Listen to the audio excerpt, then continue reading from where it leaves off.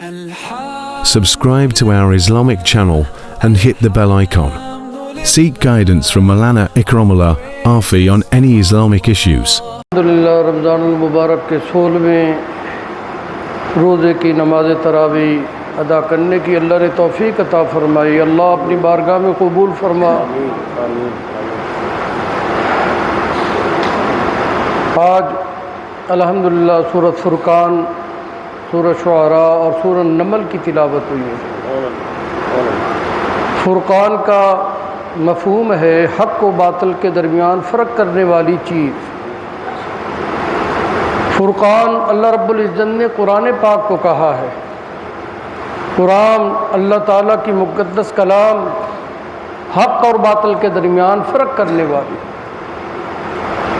سورۃ فرقان کے ایک رکوع میں اللہ تعالیٰ نے علامات بیان کی ہیں اپنے پیاروں کی، اپنے محبوب بندوں کی، اپنے اولیاء کی.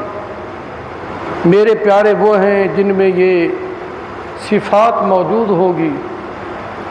وعباد الرحمن الذین یمشون علی الارض ہونا، پہلی میرے پیاروں کی پہلی صفت ہے کہ وہ ان میں عاجزی ہوگی، تواضع ہوگی. تکبر نام کی کوئی چیز نہیں ہوگی، کبر نہیں ہوگا، اپنے آپ کو بڑا جاننا نہیں ہوگا.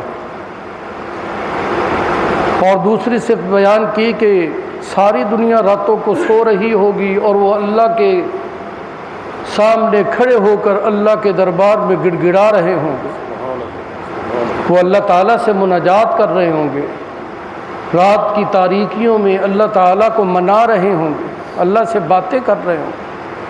اور یہ بھی فرمایا میرے جو پیارے ہوتے ہیں ان کی زبان پر کبھی جھوٹ نہیں آتا، لایانی چیزیں نہیں آتی، غیبت نہیں آتی، چغل خوری نہیں آتی.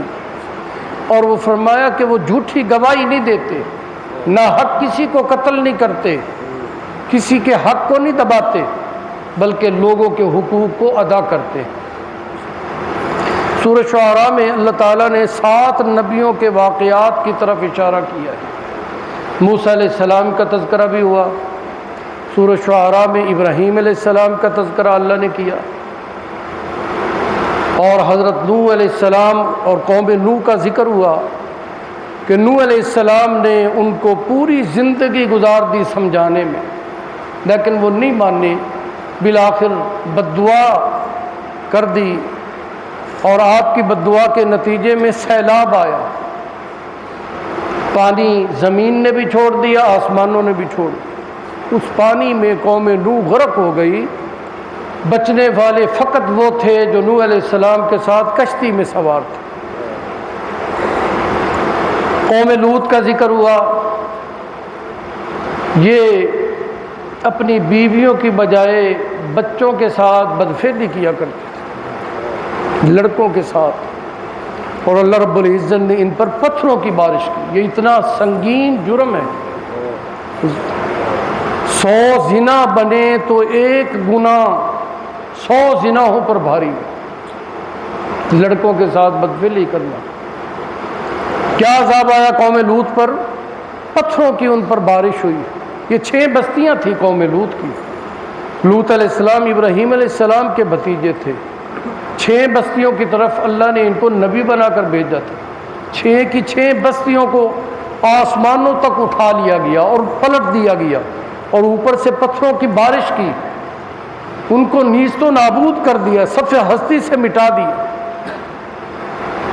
قوم سمود کا ذکر ہوا جن کی طرف صالح علیہ السلام کو اللہ نے نبی بنا کر بھیجا تھا، اور اللہ نے پہاڑ سے ایک اونٹنی نمودار کی تھی اور یہ حکم دیا کہ اس کا احترام کریں، لیکن ان ظالموں نے اس کے تھن کاٹ دیے. اللہ کے عذاب کے مستحق ہوئے. اللہ کے عذاب کا ان پر ایسا کوڑا برسا، زلزلے کے شکار ہوئے. جس علاقہ میں آباد تھے وہاں ایسا زلزلہ آیا کہ وہ اسی زلزلے میں فنا ہو گئے، برباد ہو گئے. آگے قوم عاد کا ذکر ہوا جن کی طرف اللہ رب العزت نے ہود علیہ السلام کو نبی بنا کر بھیجا تھا. یہ بڑے قد آور تھے، طاقت والے تھے. ان کا نعرہ تھا من اشد منا قوہ، ہم سے بڑا کوئی طاقت والا نہیں ہے. بڑے لمبے تڑنگے، لیکن جب ہود علیہ السلام کی بات نہ مانی بلکہ مذاق اڑایا، گستاخی کی، تو اللہ کا عذاب آیا ان پر آندھی اور طوفان کا کہ وہ آپس میں ایک دوسرے سے ٹکرا گئے، ان کے کلیجے پھٹ گئے، زبانیں باہر نکل آئیں، تڑپ تڑپ کر مچھلی کی طرح مر گئے۔ قوم شعیب، حضرت شعیب علیہ السلام کی قوم جو مدین میں آباد تھی، ان پر بھی عذاب آیا نافرمانی کی وجہ سے۔ یہ تاجر تھے لیکن ناپ تول میں کمی کرتے تھے۔ ناپ تول میں کمی کرنا یہ بھی اللہ کے عذاب کو دعوت دینا۔ کوئی گناہ چھوٹا نہیں۔ حضرت حسن بصری رحمۃ اللہ علیہ فرمایا کرتے تھے کہ یہ جو اصطلاح ہے صغیرہ گناہ، کبیرہ گناہ، چھوٹا گناہ، بڑا گناہ، فرمایا کہ گناہ اللہ کی نافرمانی ہے، اور اللہ کی نافرمانی بہت بڑی ہے۔ یہ کوئی چھوٹا جرم نہیں ہے، چھوٹا گناہ نہیں ہے، یہ سب بڑے جرائم ہے اللہ کی نافرمانی، اللہ کی بغاوت۔ اس سے بچیں کہ پہلی قومیں برباد ہو گئیں اللہ کی بغاوت اختیار کر کے، نافرمانی کر کے۔ سورہ شعراء کے بعد سورہ نمل ہے۔ نمل چونٹی کو کہتے ہیں کیونکہ اس سورت میں چونٹی کا خاص طور پر ذکر ہے، ایک واقعہ ہے جس وجہ سے سورت کا نام نمل پڑ گیا۔ وہ یہ ہے کہ سلیمان علیہ السلام کو اللہ نے پوری دنیا پر سلطنت عطا فرمائی، پرندوں کے بھی بادشاہ، حیوانات کے بادشاہ، ہوائیں بھی ان کے تابع تھی، پہاڑ بھی تابع تھے۔ دنیا میں یہ ایک واحد بادشاہ ہے جو اللہ کے نبی بھی تھے اور بادشاہ تھے، اور صرف انسانوں پر بادشاہ نہیں تھی، جنات پر بھی بادشاہ تھے، ساری مخلوق کے بادشاہ۔ سلیمان علیہ السلام کے تخت شاہی کو، جس پر 6 لاکھ کرسیاں بچھی ہوئی تھی، ہوا لے کر اڑتی تھی۔ آج کل تو ہوائی جہاز ہے، اس زمانہ میں یہ ہوائی جہاز تھا۔ تخت شاہی سلیمانی تخت کو ہوا لے کر اڑتی، اور 1 مہینے کا سفر 1 دن میں طے کر لیتی۔ تو جب تخت شاہی پر آپ بیٹھے تھے اور وہ ہوا لے کر جا رہی تھی، تو چونٹی اپنی چونٹیوں کو کہہ رہی تھی، خطاب کر رہی تھی کہ سلیمان علیہ السلام کا لشکر آ رہا ہے اور کہیں یہ ہمیں روند نہ ڈالے، اپنی اپنی بلوں میں چلی جاؤ۔ ہوا کے ذریعے چونٹی کی اس بات کو سلیمان علیہ السلام تک پہنچا دیا گیا۔ چونٹی کی براہ راست آپ بات سن رہے ہیں، فتبسم ضاحکا، چونٹی کی بات سن کر ہنسنے لگے۔ کارندوں نے پوچھا حضرت کیا ہوا؟ فرمایا وہ چونٹی خطاب کر رہی ہے اپنی چونٹیوں میں، وہ یہ کہہ رہی ہے۔ کیسی اللہ نے اس کو عقل دی ہے، دانش مندی دی ہے، سمجھ دی ہے، اپنی چونٹیوں کی وہ فکر کر رہی ہے۔ اللہ اکبر۔ اللہ تعالیٰ نے اس کی فکر کو قرآن پاک کی زینت بنا دیا۔ پھر آپ نے ایک مرتبہ پرندوں کی حاضری لی، یہ سورہ نمل کا حصہ ہے۔ ان میں ہدہد نظر نہیں آیا، فرمایا وہ کہاں ہے؟ میں اس کو غیر حاضر پاتا ہوں، وہ آیا تو لَأُعَذِّبَنَّهُ عَذَابًا شَدِيدًا، میں ان کو بہت سزا دوں گا۔ بغیر اجازت کے وہ کیوں کیا ہے؟